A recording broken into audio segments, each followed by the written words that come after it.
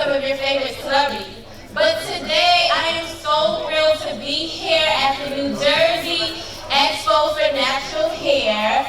I am honored to be standing on stage and interviewing 3 melanin beauties who are thriving and creating opportunities for growth in our community, while they remain natural to who they are and the curls that they were crowned. So please join me in welcoming the people expert for student loan repayment, Ms. Sonia Lewis. And she is helping millennials and first-time home buyers, Ms. Quanisha Perrin.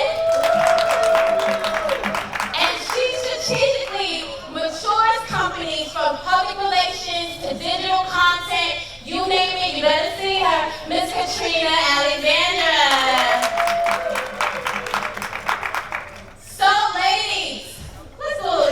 Real quick, because we know we're all naturals in here.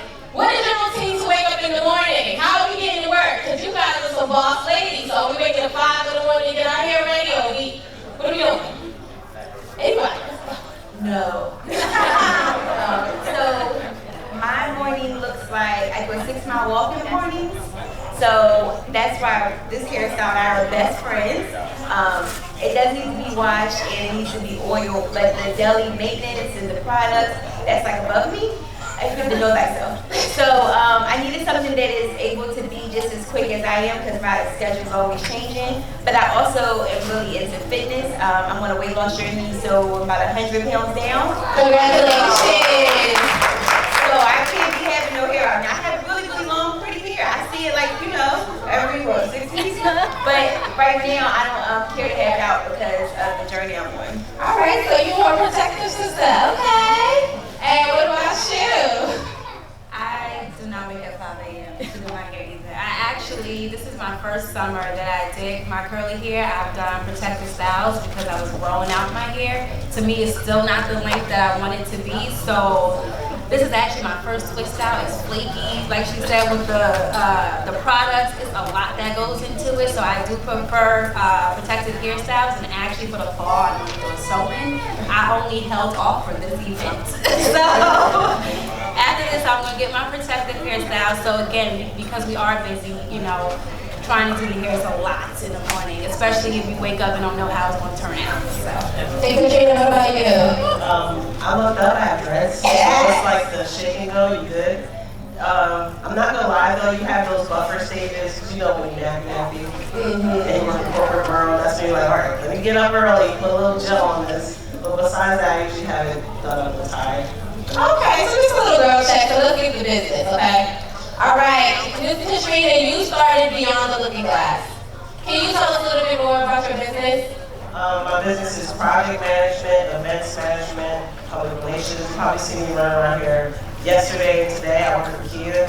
My goal really is project management. I understand that you're having an event, you're having something already, you're going to have a lot of stuff on your to-do list. So like right now, for example, if you're having your crochet hair done tomorrow, I'd be the person in charge, like, all right, you have your vendors, your lists, your bidding, your buyouts.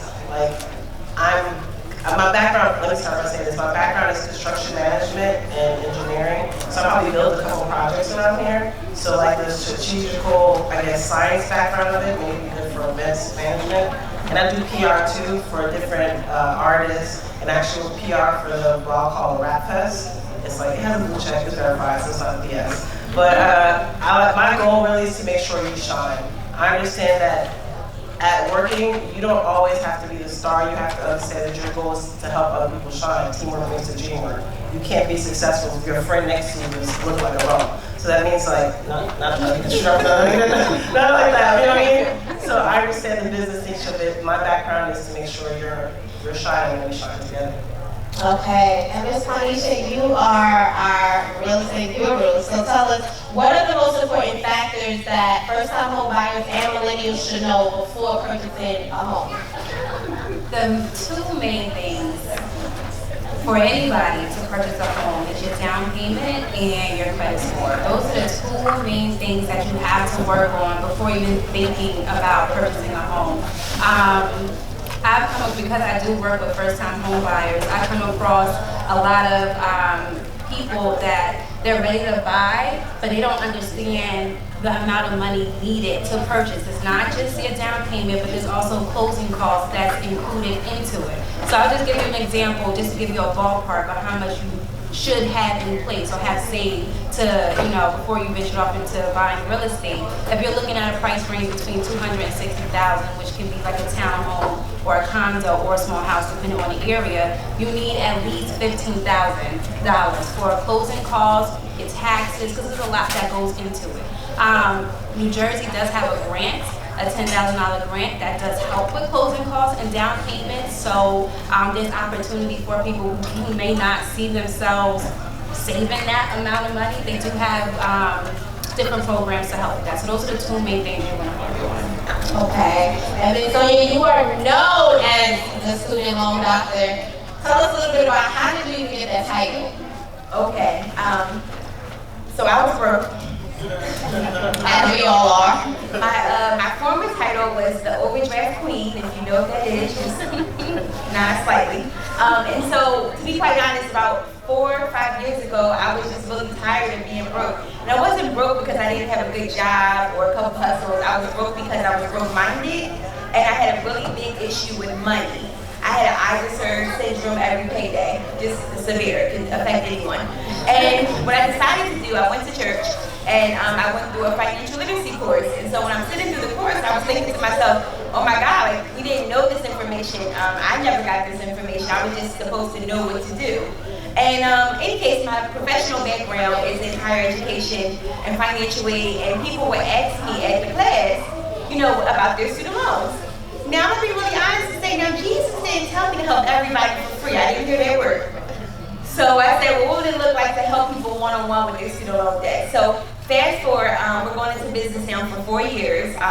It was just me. I now have a team of 8, and we're hiring, so obviously it's a lot going on. But we're notably known as the first African-American woman-owned student loan repayment company in the country.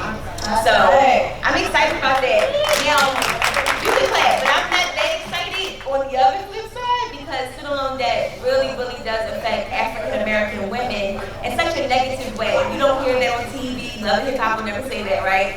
But those that are most burdened by student loan debt, those that are trying to get a home but may not can get a home unless they have the right information, because you can. Even if you owe $200,000 and plus, if you don't have the right information, you're not going to be able to get a home and get the property and things like that you can actually pass down. You can't pass down a bag, a shoe, but you can pass down a home, right? And so I'm on a crusade. I'm here today with Denisha. She's in the back and our table's right to the right. We're on a crusade, our entire team, just to let people know, 1, you have options. 2, it can be affordable. 3, they can be forgiven legally, right? 4, you can buy property and invest.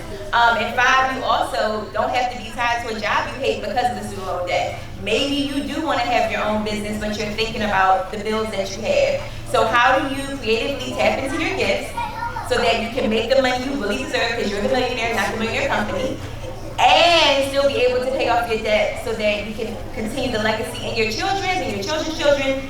Student loans should actually become a cuss word in the home if it's done right. Right. Absolutely. Thank you. Incarnation system, I get back to you. Are there any benefits of being a first-time home buyer? Yes. So I'll give you an example. Just recently, I had 2 of my clients that needed to buy a house because the place that she's been renting, the complex she's been renting in for 10 plus years, told her she has to move. She's been there for over 10 years, and they just told her she has to move. She done got comfortable. Her kids go to school in the area. She was thinking about buying, but in the next 2-3 years. So now she's in a position where now she has to buy. Luckily she was in a position, she did have some money saved, she had some investments and all that. So luckily she was in the position to buy. But that's one of the main reasons you should buy. Because renting, you don't own it. Anything can happen. Especially if it's a house and the landlord owns it. If it goes into foreclosure because they're not paying a mortgage and you don't know that, which another client, or actually she's a family member, she's going through that right now. it was an estate sale because whoever owned the property passed away. The family, of course, wasn't paying taxes and all of that stuff on it, so now it's going into a share sale. And whoever, she gets a letter in the mail saying the house is being auctioned off on this date, you'll have 60 days to move. That's one of the, and she's like, I don't want to move. This to me is home. But if you don't own it, it's not yours. So that is one of the main benefits of being a first-time home buyer, is that you own it. It's yours. No one can tell you to move. It's yours. And another thing, you get a lot of tax write-offs and all of that good stuff. And I think the main thing is yours. It's ownership. You get equity. It boosts up your net worth. Everyone needs to own some type of property, no matter how small. Well, speaking of own it, Katrina, tell me, how do we get businesses to thrive using social media? I greatly believe in the power of social media because my background, like I said earlier, is science. One of my most pages are Black women in construction. And from social media, last week I was in California. I was the opening chairperson for a Women in Construction Convention. I did the opening address. I also held the workshop. All through someone who was following my page on social media, told someone in London about me. And then people from London had their first event in California and they reached out to me. And that's all through the power of social media. Congratulations. Thank you. But it's just the consistency of it, because people don't realize, even when I was asking questions earlier, I asked people to drop your Instagram. Because nowadays, people won't remember you. Literally, they'll remember your face for 2 seconds, and they'll be like, all right, next. So with the power of social media, if you were to hit me up right now on Instagram and say, I need help with my business. I'm a new business owner.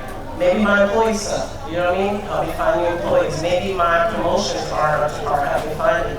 You just gotta be open to asking for help, and using social media, just open to using social media for your help. We're lazy sometimes, I feel like it.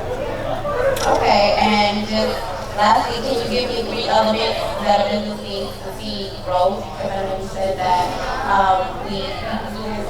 you work with the company as a whole, so then you need to make sure that the person next to you and the next to you believes in the vision. So what are some key elements that the business needs to strive? I would say honesty, because first, honesty in your revenues and what you're actually selling. Because a lot of people here, even might be some vendors that you never know, they're selling something but they're not passionate about it, or they really don't have good people on their team, or the people who are working with them are chilling on the phone and not doing it. You need to be honest assessment of your business and where your projected goals are. I would say that. And secondly, finance. I'm not going to sit here and say that everything's going to be in line, but you should use a loan doctor. You should talk to a real estate agent. You should talk to someone who knows more about finance than you, because you can't have anything really without some type of footing, no matter what. And lastly, the most important thing I would say is connect with the person next to you. Right now, you're probably sitting next to someone who has $1 million idea that can help make your idea $1 million idea. But you're too afraid to even talk to the person next to you. There's literally a room full of people here, and I bet you no one knows the next person next to their name. They're not going to even take the time to even smile and say hello. And that could be your next catalyst to success. See, look at you out. Say hello to someone next to you. Like, don't be mean. You never know where your next paycheck could be. Absolutely. So before we wrap up this panel, I do want to open it to any questions to the audience. If anyone have any questions for any one of our ladies. All right. Let's go. I'm just like, so first of all, congratulations to all of you. I will need social media handles and all that if you haven't said that. But I'm hooked on the student loans can be forgiven legally.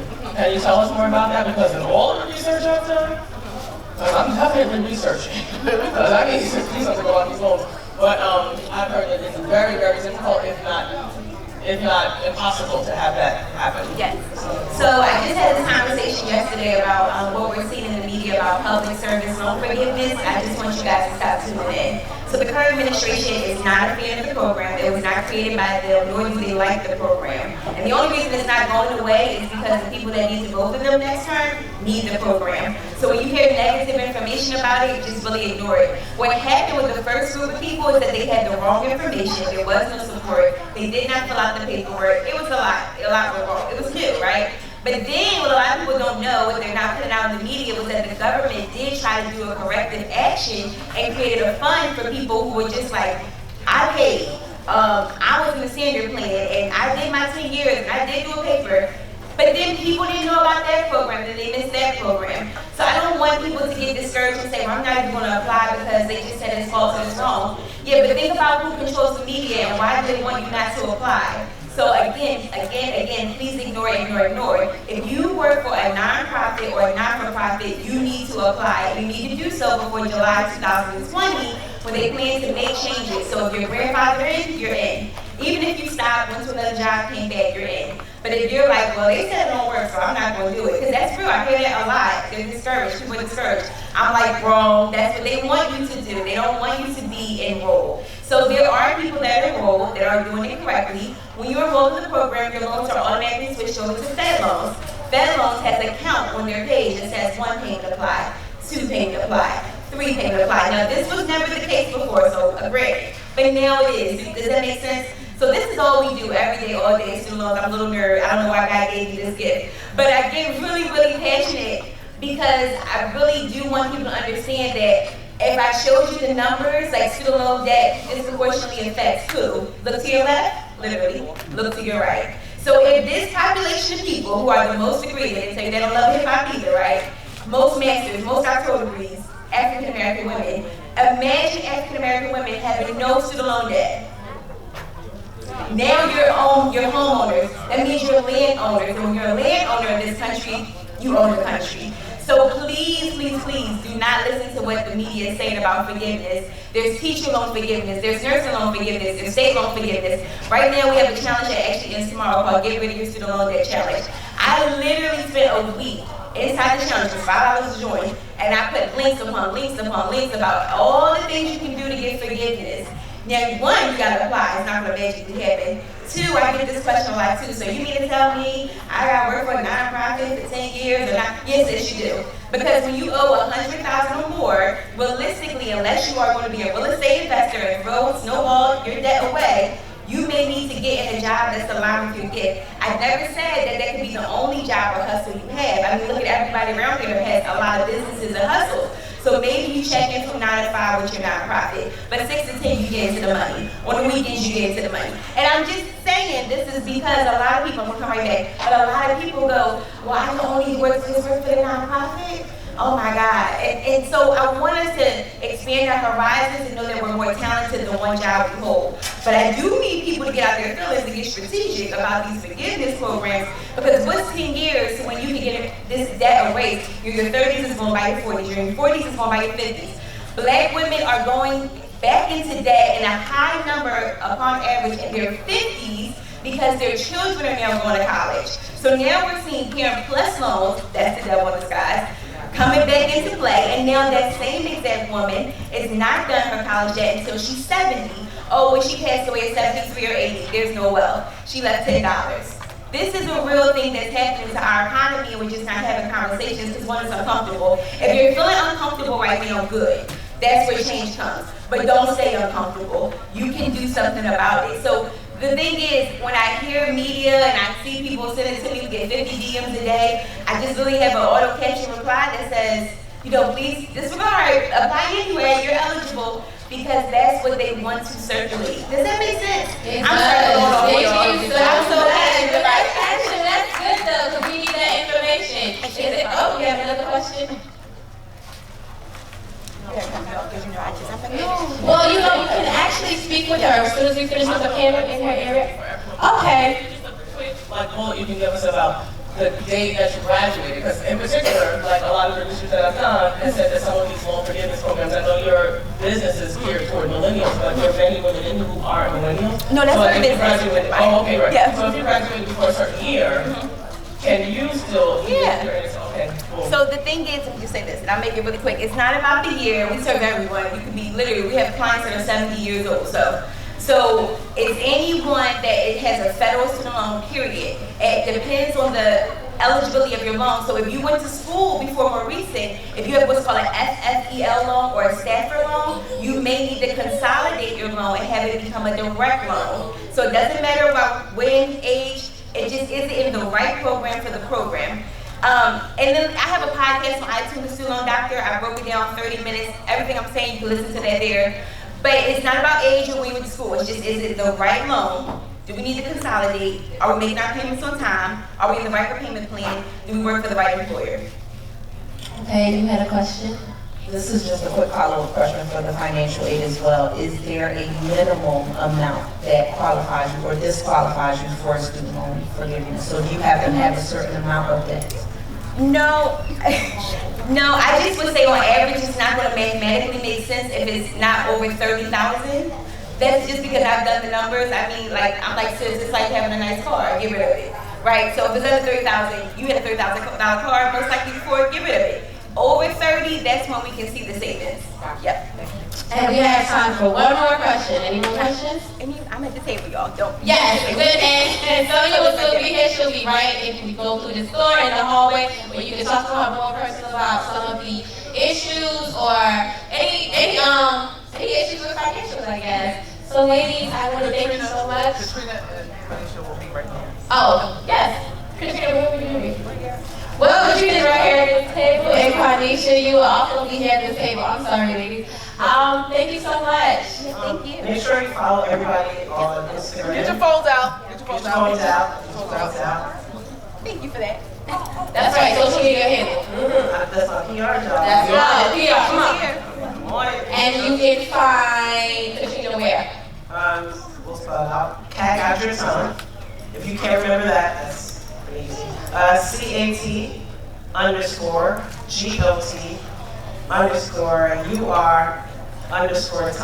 You'll see Cat got your tongue. Mine is Q Perrin Realtor, so QPERRIN Realtor REALTOR. Okay, wait, go yet. I think everybody's trying to catch up. Q Perrin Realtor, so QPERRIN REALTOR. And lastly, the student loan doctor. You may never remember my name. I'm okay with that. It's just the student loan doctor. What's your real name? Sonia. Okay. No, just No, let them know. like student loan finances, my budget. I'm like, yeah, that's me. Whatever you need to be there. So yes, the student loan doctor. And if you're feeling really friendly, you can also follow me at esme.richmond. So my first name is Esme, ESMAY.Richmond, as in the capital of Virginia. And you guys, thank you so much for being part of the Natural and Business panel, and we hope to see you next year.